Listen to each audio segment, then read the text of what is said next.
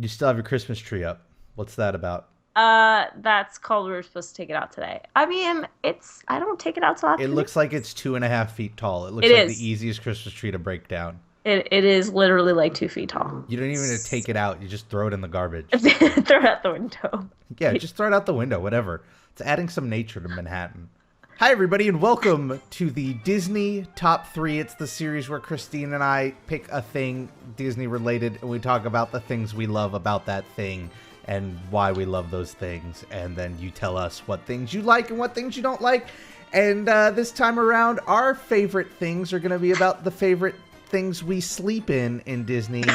That's a little too specific. Okay, Favorite pull beds? back a little bit. The favorite areas we sleep in. We Favorite call them room? resorts. Disney coined the term resort in 1904, and since then, they've been getting 5 cents every time anybody uses the word resort in the world. It's amazing. True fact. But for real, we're going to be talking about our top 3 favorite resorts at Walt Disney World. Let's just kick it off with your number 3. You had that list in your head immediately, so I did. I feel like we could start with you.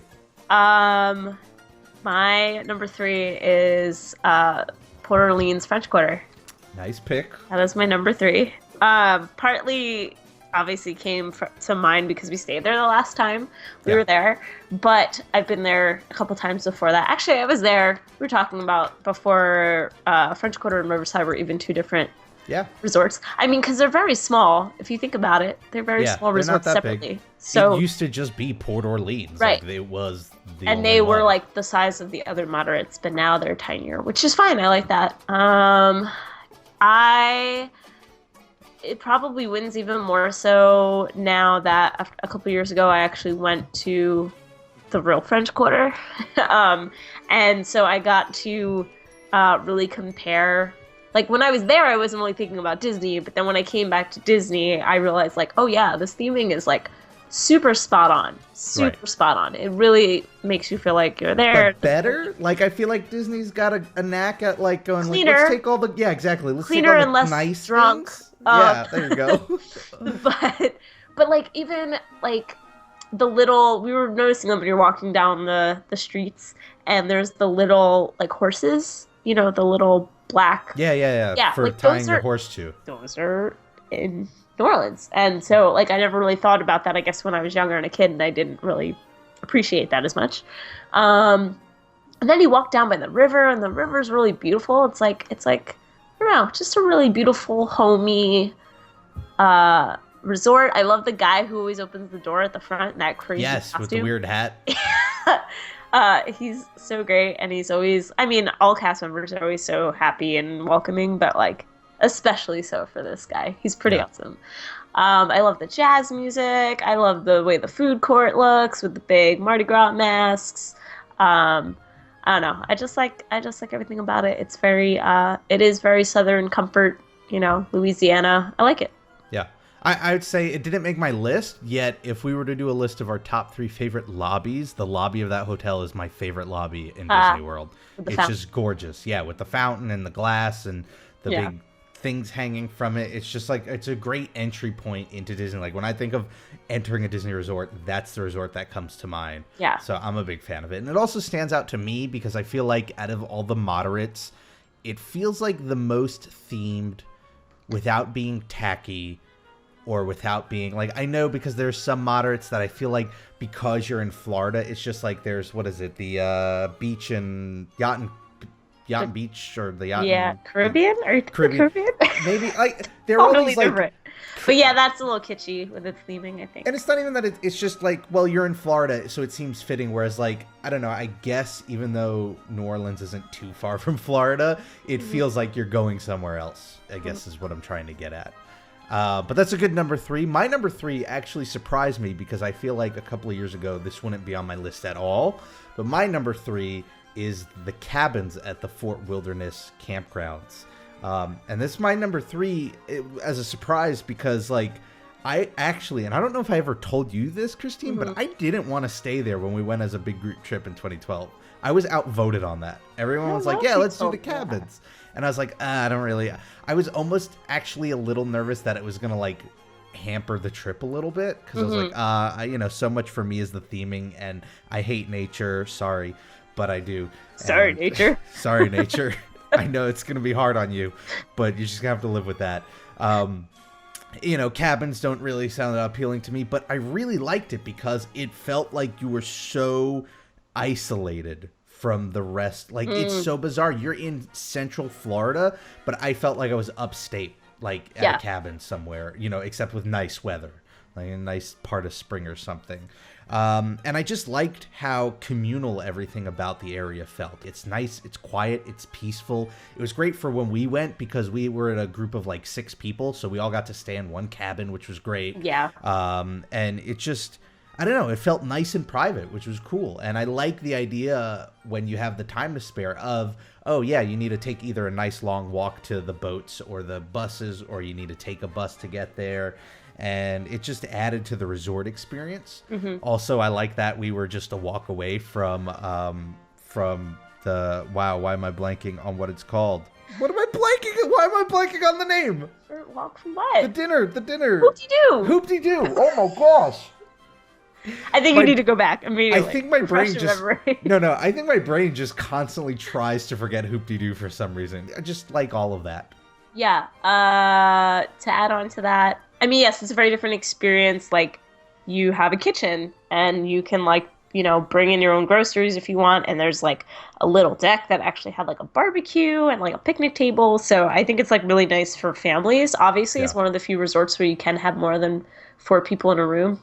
And I also really liked, one, there's a lot of wildlife on the grounds, which was really cool. Like, there was actually deer and rabbits and like, you actually saw these things, which I think is what made it feel more like upstate, like you said. Right. And then I liked that there was a lot of different activities. They had like horseback riding, which obviously that's like the perfect resort to have it there. Like, they had their own ranch. Running trail. They had, I'm pretty sure they had like kayaking and stuff off the water. So that's like, it's definitely an activity-oriented resort, which is nice if you're that kind of person who, like, when you take a break from the parks, wants to do other things, like, right in your resort. Right. So, yeah, I really liked it, too. Your number 2. My number 2 is another moderate. And Don't say Riverside, because that'd be lame. No, I've actually never stayed on the Riverside. Oh, it's very nice, actually. No, my number 2 is Coronado Springs. Oh, right. You can't see me making the weird face. I know. I don't know. Weird choice. Have you stayed there? Once. How old are you? I don't remember. 12, 13? Yeah, that's probably why. Yeah. Because Coronado Springs, to me, is the adult resort. And I put it that way because it's the only resort, we're one of the only resorts that is a Disney resort that has a conference room. And so there's a lot of business people who stay there. So it tends to just skew more adult and less families with kids in general. Right. I mean, there are families with kids who stay there. But when I stayed there, it was a lot less of like, kids running around at the pool, which is fine. Like, sometimes I like that atmosphere. But it's a really large resort, which has its cons, because like if you want to walk around the whole thing, it takes forever. But it's just really beautiful. They have this huge man-made lake in the middle. They have this great little cabana bar next to the lake that had amazing daiquiris. I don't know why I remember that. Now wait, is this the one with the pool with the little Aztec temple in the middle? Okay, that's the one part that I like really distinctly remember. The pool is super cool with the big Aztec temple. It's cool, cool pool area. And then around the entire resort by the water are hammocks. Just like in front. So the buildings that you stay in are less like French Quarter when they feel kind of motelish, and they actually look more like bungalows. It's almost like you're staying in like little bungalows with like several rooms. And then you come out and there's just like, here's this awesome beach. It's just like beach all around the lake. Obviously it's all man-made, but like it looks awesome. And there's hammocks everywhere. And like at nighttime, the lighting is just absolutely beautiful. I really like the lobby of Coronado too. I just like the theming. I think maybe I'm just partial to the theming.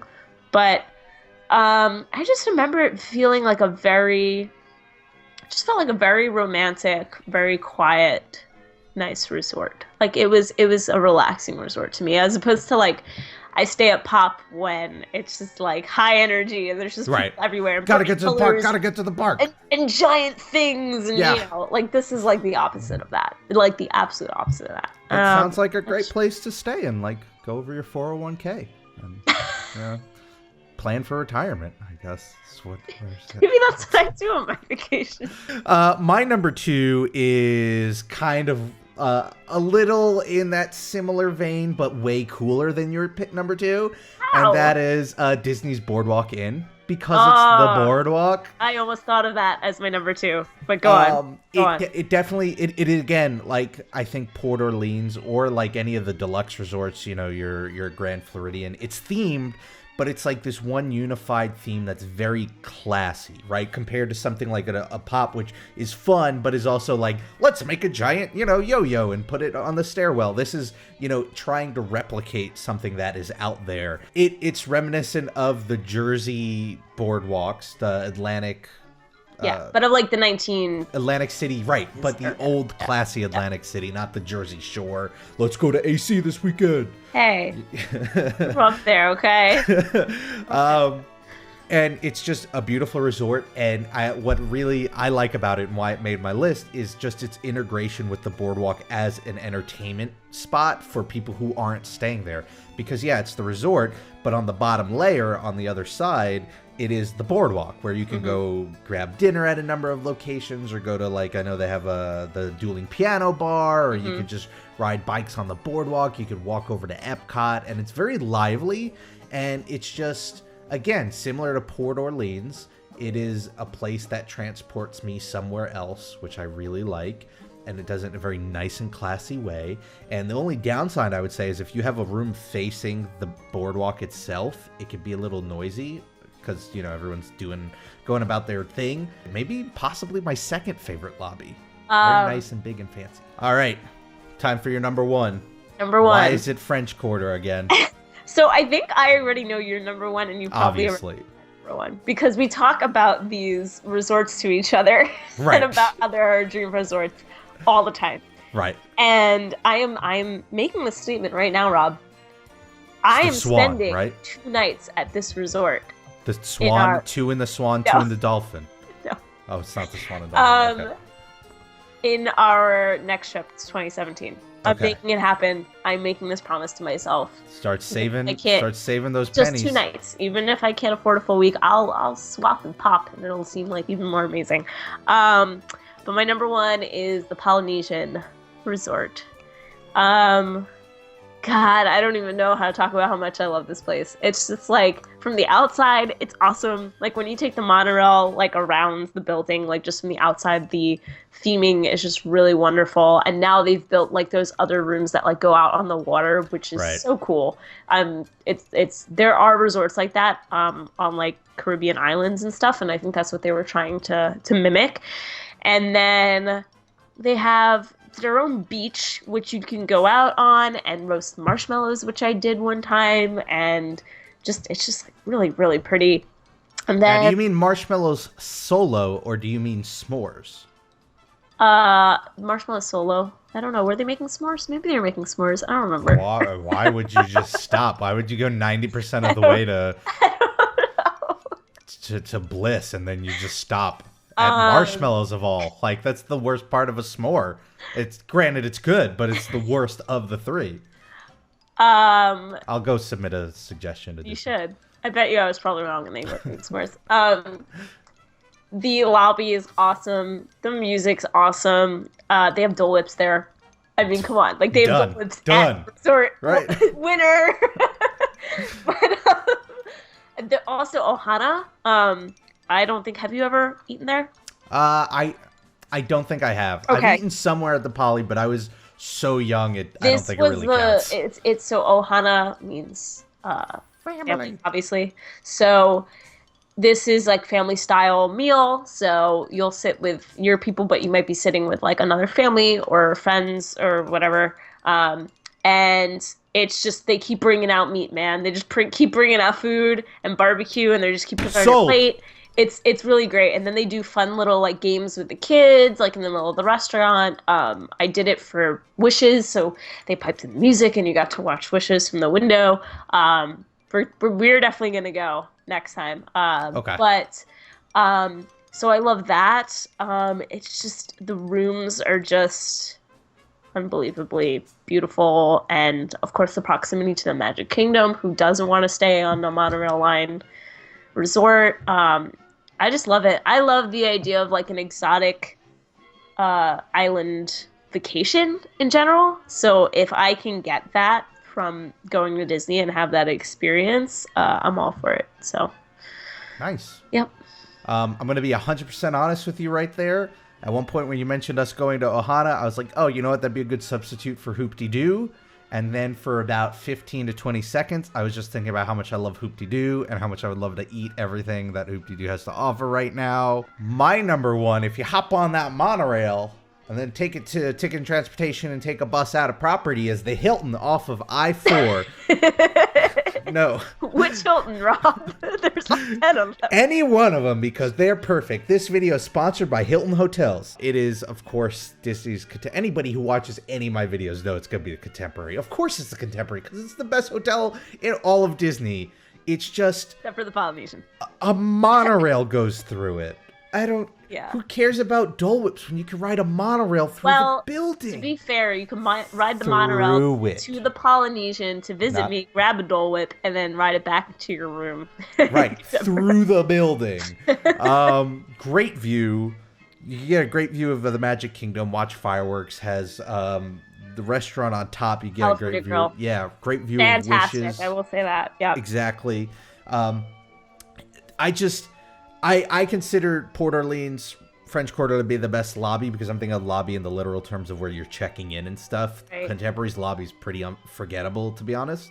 But the atrium, where you've got Chef Mickey and you've got the quick service and you've got like gift shops and the arcade, and you look up and you see, the hallways for all of the hotels. Like, that's gorgeous. Even though I'm not a huge fan of Mary Blair's art on the wall, and I get some flack for that, it's still pretty and it just looks great. And you have the monorail go through it.